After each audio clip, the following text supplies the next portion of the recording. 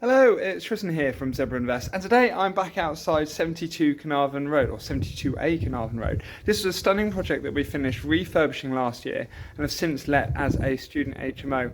Unfortunately, last year we got the end of the refurbishment, but never actually get to walk around and show you what we got up to and how the actual finish looks. So I figured we're just in between a student changeover today, and they're coming at 12 o'clock, and we're just making sure that the August smart lock that we've installed is up and running and working. So we've just popped back round, and I thought it might be worthwhile showing you around what we did at the project and how it all turned out, as it really does look stunning. So what I'm going to do now is just spin the camera around and walk you around inside. So before we bought the property, the previous owners had converted it from a kind of a milk shed stroke, a barn, into a one-bedroom house. And it was a one-bedroom house that had about 150 metres squared. So it was an absolutely colossal property. And when you came in, previously it had a kitchen that ran down here and then came back down along the middle with a little peninsula in it. When I got speaking to a local project manager, a lady called Helen, she was really nice, really friendly and super helpful. She suggested, like, why don't you keep the existing worktops you've got, but actually push them against the back wall? So that's exactly what we did. But with the kitchen, to transform this one and make it look modern, we went off to Pete from the buying group, and he actually managed to get all of these units, all these doors, everything else, all made up just to match exactly what's there already. So we refaced the kitchen and the units in the bottom, added a couple of addition units, and put all the ones in the top. And across here at the back is really nice. It's kind of like a stainless steel finish splashback. And the whole idea is it's really easy to clean and keep it looking nice and fresh. Downstairs in the basement, one of the challenges we had when we bought the property is the bathrooms are at the back of the property. And we sat there and I thought, well, obviously, if the bathrooms are at the back of the property, all the saw stacks, all the waste, everything else in the bathrooms is going to be at the back of the property. But instead, it actually runs through a hidden soil pipe through the ceiling.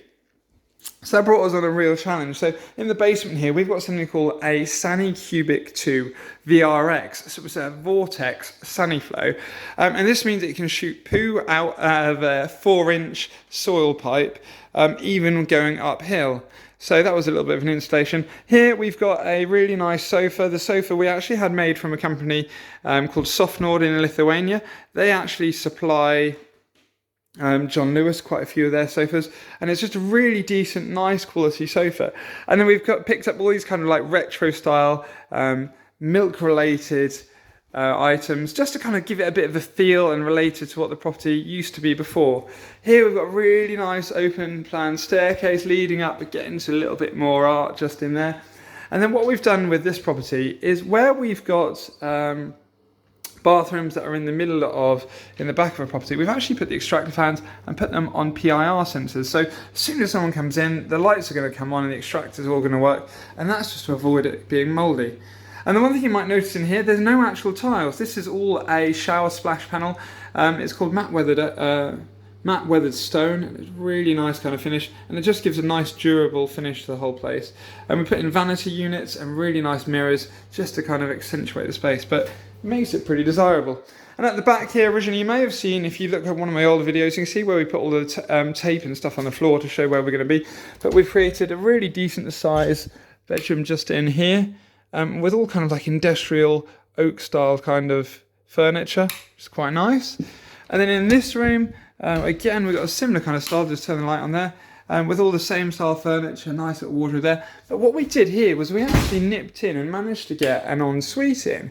And so by using a combined sink and vanity unit, they're 900mm wide, you can actually get a whole shower room in the space of around 1.6 meters by 1.2, which creates a really nice usable space, but without using an absolute ton of space. So I'll spin around and head upstairs. The one thing I didn't show you that we did put in is we put these built-in cupboards in. So either it's got a washing machine tumble dryer stack hidden away, keeps the noise away from the living space, but whilst also making it really easy for everyone to kind of crack on and do their washing. We've also put in a very energy efficient tumble dryer to make sure we didn't have any problems in future. And then in the back here we've got a nice little bedroom. And they've just left the light on in here, but we've got a, you can see all matching furniture in here, and it makes it quite a nice sized room. And what we thought here, where we've got a smaller window in the room, to give it a little bit more of a kicker, we installed another ensuite, just like the ones downstairs, So then they've got a little bit of a reason to actually want this room. Otherwise it'll probably be the least desirable room in the place. Throughout the place, we put in emergency lighting. We've got all of our smoke detectors to make sure that we comply with HMO regulations. Another little shower room on the stairs. So the shower room here serves 3 people. And then here we have another one of our bedrooms. And you can see in the slightly smaller rooms, we use these really nice ladder desks, and they fit in the rooms quite nice and pretty damn well, I think.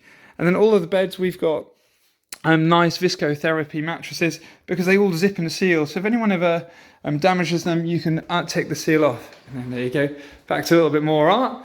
And then we'll swing around here, and here is where we've got massive vaulted ceilings. So instead here, we managed to go with 4 posters, accentuate those features in the room, and make them look really nice. And we went with fire doors, but oak fire doors, just to give it a little bit more of a wow. And again here, you can really get the feel of what the place is like. Then what I'm just going to do, the final little bit that we built into this property, is to give it a bit more usability, or something that people will want to kind of stay in, is this. Here we go. We've got a nice little work area, and the work area I would have shown in the previous videos, but looks straight across the rest of town, which makes it just a really beautiful place to want to come out, work, or relax in if you don't want to work in your bedroom. So that's how the project ended up. I think it's ended up looking absolutely stunning, and it's a property I'm really proud of.